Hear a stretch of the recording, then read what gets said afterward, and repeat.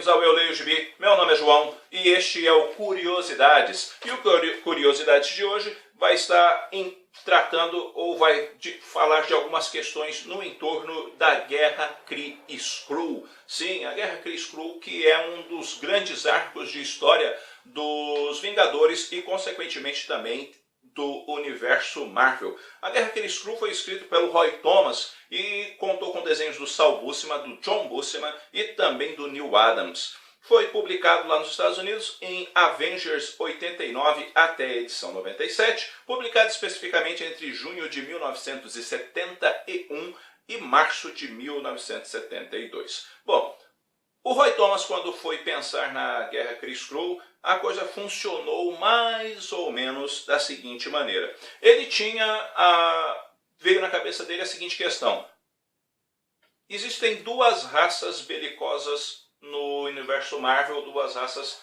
extraterrestres, são os Krees e os Skrulls.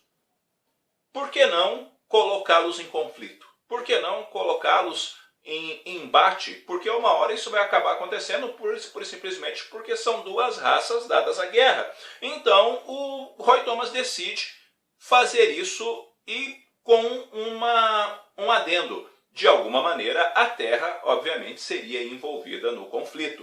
Mas ele ficou meio receoso de já querer sair fazendo isso por uma questão. Tinha o Stan Lee, né? E o Stan Lee poderia, de repente, querer mexer com alguma coisa junto dos Skrulls ou dos Krees e coisas desse tipo. Ele conversou com o Stan Lee falou que não tinha planos para isso, até porque o Stan Lee estava mega super ocupado na época. E o Stan Lee deu aval para o Roy Thomas desenvolver a história. O Roy Thomas, então, sem ter necessariamente um grande plano em mente do que fazer, ele pura e simplesmente sabia que ele ia colocar essas duas raças em conflito de alguma maneira e que a Terra ia estar no meio disso. Tá? Mas ele não tinha um negócio elaborado de como ele ia desenvolver isso tudo, de que maneira que ele ia desenvolver isso tudo. E ele acaba contando que uma das obras que influenciou muito na hora de criar a Guerra Kree-Skrull foi o livro The Island Earth, do Raymond Jones, que foi publicado em 1950. E ele acabou ali se influenciando pela história do livro para poder desenvolver aquilo ali. A Guerra Kree-Skrull mesmo só foi ganhar fôlego na hora da construção dela quando o Neal Adams entrou no projeto. Tá? E aí, quando o Neal Adams começa a se envolver no projeto, ele começa a tecer algumas ideias. Por sua vez, o Roy Thomas ele tem em mente uma coisa, que o Rick Jones teria um papel importante dentro da trama. E isso ele deixa claro, de certa maneira, já colocando o Rick Jones como alguém importante dentro do roteiro desde a edição 89 da revista dos Vingadores nos Estados Unidos. Sabe? Os eventos que ocorrem ali com ele já estão para apontar para a importância dele no desfecho da Guerra Kree-Skrull. E quem leu a Guerra Kree-Skrull sabe realmente do quão importante acabou sendo o Rick Jones dentro disso tudo. Voltando para a questão do Neal Adams, há uma história curta dentro de uma história maior, no caso, né, de uma das edições, que se chama Viagem ao Centro do Android. Essa história ela foi ideia pura e simplesmente do Neal Adams, justamente porque ele queria que o Homem-Formiga se envolvesse de alguma maneira com a trama. E então ele teve a ideia deles fazerem ali essa história e dar ali uma roupagem bacana dentro da saga como um todo. E outro dado interessante a respeito disso tudo é justamente a respeito da própria primeira aparição dos Skrulls nos quadrinhos, porque isso rolou na edição número 2 da revista Fantastic Four, né, que é a revista do Quarteto Fantástico. Foi a primeira vez que rolou ali a primeira aparição dos Skrulls. E o Stan Lee, na época, junto com o Jack Kirby, acharam a seguinte solução para o problema.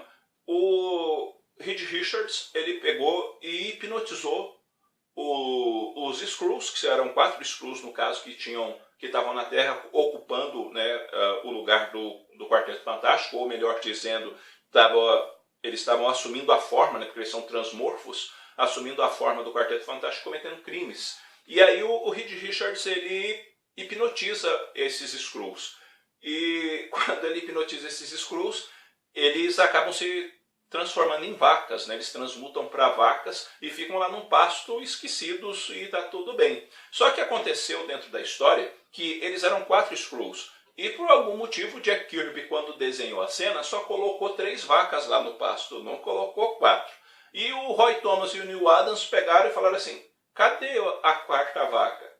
E, obviamente, a princípio isso foi um erro, né, do próprio Jack Kirby, que desenhou apenas 3 vacas. E aí eles tiveram a seguinte ideia. As 3 vacas estão ali que serão os Skrulls, e o 4º Skrull escapou da influência ali da hipnose e ganhou o mundo. E ele acaba, nesse aspecto, sendo esse 4º Skrull, né, alguém assim, bastante importante dentro da trama, que é revelado posteriormente a identidade dele. Além disso, essa questão desses Skrulls ali que ficaram ali transmutados em vacas, chega uma hora em que o Visão ele entra dentro especificamente na edição de número 93, né? A história chama Cabeça de Ponte Terra. Ele entra dentro da sala junto com os Vingadores, né? E como resultado de que as vacas atiraram nele, né? Por quê? Porque aquelas vacas lá, elas escaparam, saíram que no caso eram Skrulls, saíram do transe, né, da hipnose, e aí elas acabaram atirando no Visão, né, e se transmutaram novamente para Skrulls. E o Neil Adams queria que a história, em vez de chamar Cabeça de Ponte Terra, se chamasse 3 vacas atiraram em mim. E eles não deixaram, obviamente, a história se chamar 3 vacas atiraram em mim. E aí o que aconteceu? Os anos passaram, a saga se concluiu, muitos anos passaram, e a Marvel foi publicar um encadernado acerca da Guerra Kree-Skrull. E convidaram especificamente o Neil Adams para desenhar a capa da publicação. E aí, quando ele pegou para fazer a capa, ele se lembrou da história e falou assim, agora vai rolar o que eu queria. E ele faz uma fala do Visão na capa, onde o Visão acaba dizendo especificamente o seguinte: 3 vacas atiraram em mim, ajudem-me. Né? E ele fez isso de propósito justamente porque ele queria que lá na época acontecesse isso daí, né? A história se chamasse assim, e ele viu a oportunidade quando foi fazer o encadernado dentro de usar esse elemento. Né? E essas são algumas curiosidades em torno da Guerra Kree-Skrull. Aqui no Brasil, a Guerra Kree-Skrull foi publicada a primeira vez na revista Heróis da TV, da editora Abril em formatinho, mais especificamente nas edições 44 e 47 até a 50, mais especificamente ainda no ano de 1983. Depois, a Panini publicou em Os Maiores Clássicos dos Vingadores, número 1, que é essa edição aqui, compilando toda a Guerra Kree-Skrull, tá?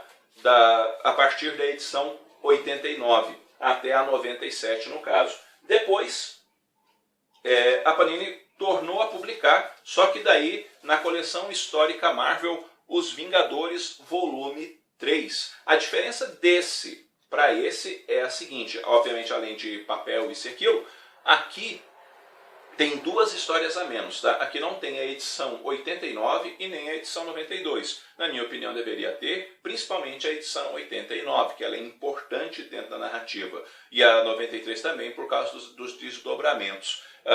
Aliás, a 92, mas não é o caso. E aqui também não tem o texto escrito pelo Neil Adams, falando da experiência dele na produção da Guerra Kree-Skrull, e também não tem o texto do Roy Thomas, onde ele também dá informações bacanas sobre como ele pensou a Guerra Kree-Skrull. Tá? Aqui só tem esse conteúdo com 2 histórias a menos, tá bom? E recentemente a Salvat publicou a Guerra Kree-Skrull.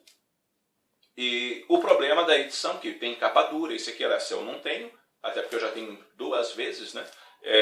O que acaba acontecendo é que a edição veio cheia de problemas. Tá? Dentre esses problemas, rolou aí a colocação das páginas em sequência errada. Tá? Então tem um monte de problemas, um monte de defeitos que eu não sei se a Salvat já consertou, se vai consertar, o que vai fazer, mas é um problema que surgiu aí em relação a isso daí. Bom, galera, essas são aí algumas informações a respeito de como foi feito, de como foi pensada a Guerra Cris-Krull. O objetivo do Curiosidades não é falar especificamente do evento, que é um evento importantíssimo dentro da cronologia da Marvel, mas mostrar um pouco das curiosidades que envolveram a construção da Guerra Cris-Krull. E vale muito a leitura, é um material bacana, tem um desfecho bacana e que te dá um bom conhecimento aí de como eram produzidas as histórias também lá na década de 70, né? E é muito bacana a história, vale a pena conferir, tá bem? Bom, galera, é isso daí. Eu espero que esse vídeo tenha sido útil para vocês de alguma maneira. Eu vou ficando por aqui. Se você conhece também alguma curiosidade a respeito da Guerra Cris-Krull que eu não comentei aqui, deixe também aí nos comentários. Se você tem alguma sugestão também para esse quadro, também deixa aí nos comentários, que sugestões são muito bem-vindas. Eu vou ficando por aqui. Um abraço forte em todo mundo. Fui!